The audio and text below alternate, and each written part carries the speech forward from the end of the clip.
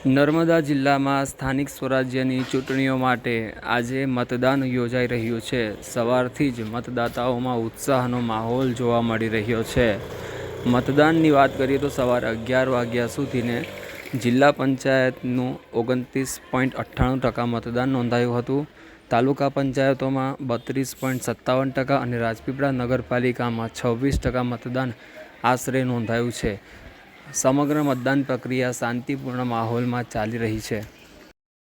સમાચારમાં આપનું હાર્દિક સ્વાગત છે। તમે જાણો છો આજે સ્થાનિક સ્વરાજ્યની ચૂંટણી ગુજરાત રાજ્યમાં ચાલી રહી છે। નર્મદા જિલ્લામાં પણ તાલુકા પંચાયત, જિલ્લા પંચાયત અને નગરપાલિકાની ચૂંટણી સવારથી જ શરૂ થઈ ગઈ છે।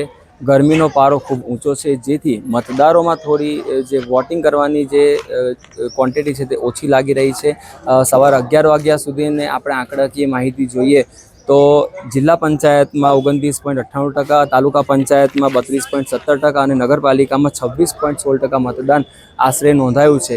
સમગ્ર જિલ્લામાં અને રાજપીપળામાં મતદાન શાંતિપૂર્ણ રીતે ચાલી રહ્યું છે। મતદારો મતાધિકારનો ઉપયોગ કરી રહ્યા છે। ખાસ કરીને કેટલીક જગ્યા પર અમને ધ્યાને આવ્યું છે કે કેટલાક મતદારોને મતદાન કઈ રીતે કરવું, ઈવીએમમાં કેટલા વિકલ્પ પસંદ કરવા અને કઈ રીતે પીળું બટન દબાવીને પોતાનો મત રજીસ્ટર કરવો વગેરે માહિતી હોતી નથી। એ તંત્ર છે તેની એક નિષ્ક્રિયતા એક કહી શકાય કે જે ઈવીએમના જે ડેમો વોર્ડ વાઇઝ અથવા તો ગ્રામ્ય વિસ્તારોમાં પણ કરવાના હોય છે તે કર્યા ન હોવાનું પણ સામે આવ્યું છે।